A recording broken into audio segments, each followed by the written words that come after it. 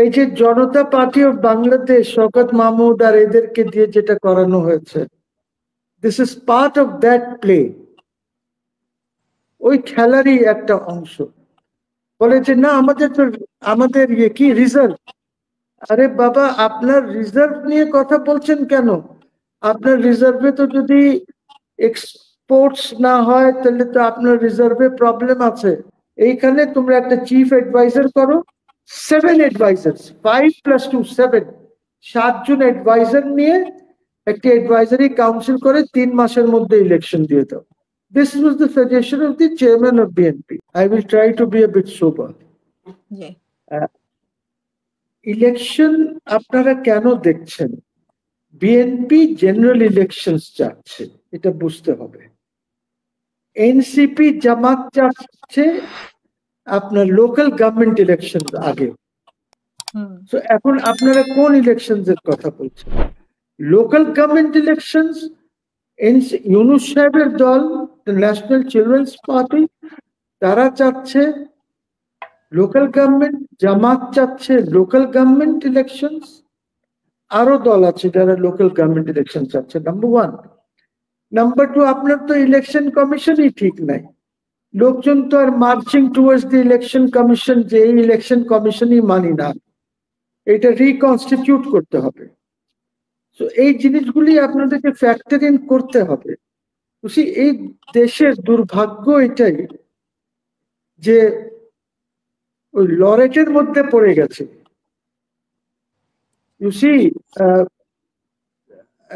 আমাদের কি বলে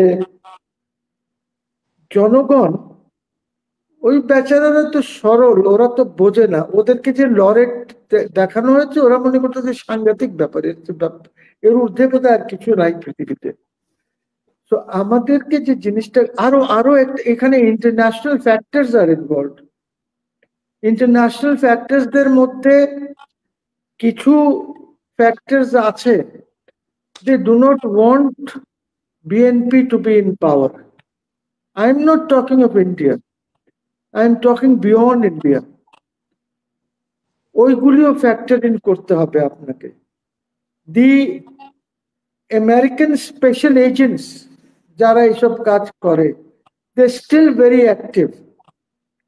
এই যে জনতা পার্টি অফ বাংলাদেশ শওকত মাহমুদ আর এদেরকে দিয়ে যেটা করানো হয়েছে, this is part of that play. ওই খেলারই একটা অংশ। ওরা কোনোদিন বিএনপিকে এককভাবে ক্ষমতায় আসতে দেবে না। And Yunus knows it. Yunus has been briefed about this. So এই কারণে don't think that it is so easy at this time. খুব ইজি না। এবং আমি আপনাদেরকে বলি, এই মুহূর্তে যখন আমরা কথা বলছি, there are only two constitutional organs বা positions যেগুলি আছে, আর তৃতীয়টা নাই। একটা হলো the president. I am not talking of Chuppu. I am talking of president as the institution, constitutional institution, যেটা অখণ্ড আছে। আর একটা হলো জুডিশিয়ারি। এর বাইরে আপনার তো এক্সিকিউটিভ তো নাই, এর বাইরে আপনার পার্লামেন্ট তো নাই, বিকজ পার্লামেন্টের স্পিকারকে তো বাদ দিয়ে ওই দায়িত্বটা আসিফ নজরুলকে দেওয়া হয়েছে। Unheard of, simply unheard of, that how has he been given this দায়িত্ব? পুরা গভর্নমেন্ট ইটসেলফ ইজ এ তামাশা। আপনি দেখেন কেমনে আপনি রিজলভ করবেন। আপনার এই গভর্নমেন্টে Yunus is an economist, Salauddin is an economist, Mahmood is an economist, and then you have got another economist from Australia, Anisuzzaman. Childhood economist, তারপরে your GDP is going down. তারপরে কথা বললেই বলে কি জানেন? বলে যে না আমাদের কি রিজার্ভ। আরে বাবা, আপনার রিজার্ভ নিয়ে কথা বলছেন কেন? আপনার রিজার্ভে তো যদি এক্সপোর্টস না হয় তাহলে তো আপনার রিজার্ভে প্রবলেম আছে। আপনার যদি রেমিটেন্স আসতেছে থ্রু গভর্নমেন্ট সোর্সেস, কাজে ইটস অল রাইট। কিন্তু যেদিন আপনার 10 টাকা বেশি দেবে, দেখবেন সব হুন্ডিতে টাকা আসবে। আপনি তো ফ্রি ফ্লোট করেছেন না এখন। এখন তো আর ডলার ওইভাবে আইএমএফ এর থেকে টাকা নেওয়ার জন্য ওইভাবে তো করতে পারেন নাই। সো কোয়েশ্চেন ইজ যে আমরা দেশকে নেতৃত্ব দিতে পারছি না। আপনার Farhad Mazhar, whose wife is an adviser, উনি আবার অ্যাডভোকেট করছেন ফর আ নিউ কনস্টিটিউশন। আমিও করছি, ঠিক আছে। আবার অনেকেই আছে যারা করছে না, তারপরে না এটাকেই রাখতে হবে। আমরা বলছি না, এটা হ্যাজ ক্রিয়েটেড, বুঝি একটা জিনিস বুঝতে হবে, একটা সংবিধান একটা ব্যক্তিকে সামনে রেখে করা হয়েছিল, শেখ মুজিবুর রহমান বঙ্গবন্ধুকে, as if he is not a immortal ব্যক্তি উনি। এইটা মনে করে এই কনস্টিটিউশন কামাল হোসেন করেছিল। Very bad, very defective constitution. আপনি পার্লামেন্টারি ডেমোক্রেসিতে নিয়ে গেলেন, ওইখানে কোনো পার্লামেন্টারি ইস্যু নাই, ওইখানে প্রেসিডেন্ট যাকে করবে, আপনি চিফ এক্সিকিউটিভ প্রাইম মিনিস্টারকে বানালেন।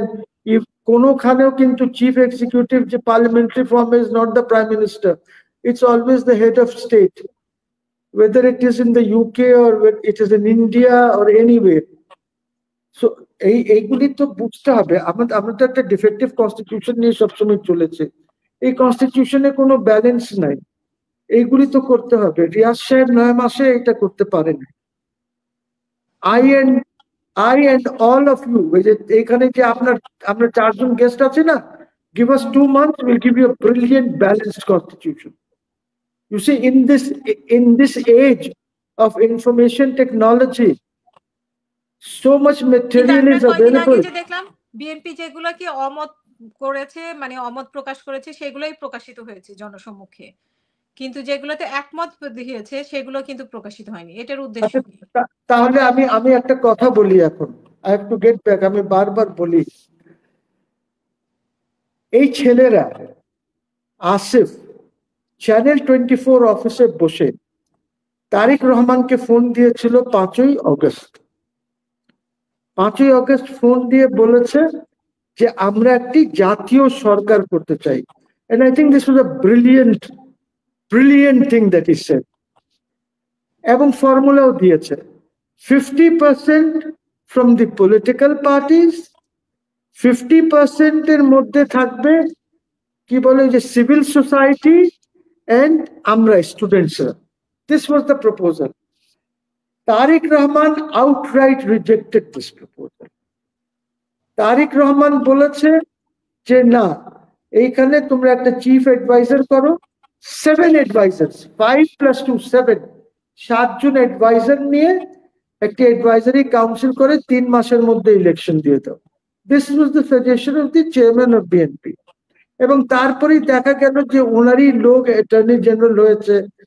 যখন দেশে কোনো গভর্নমেন্ট নাই, কিভাবে অ্যাপয়েন্টমেন্ট হলো আমরা জানি না।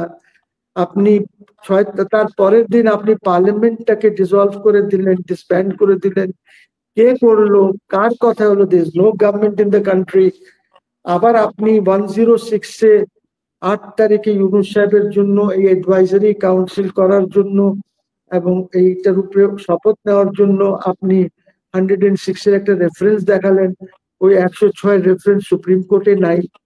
রাষ্ট্রপতি কি পাঠিয়েছেন, রাষ্ট্রপতিকে জিজ্ঞেস করলে রাষ্ট্রপতি বলবেন যে আমি তো জানি না, আমি তো কিছুই পাঠাই নাই, I have not sent anything. কারা করলো? এখন আমি তো I have challenge this. October নভেম্বরে আমি চ্যালেঞ্জ করেছি। It is now going to come up for hearing on the 22nd of June।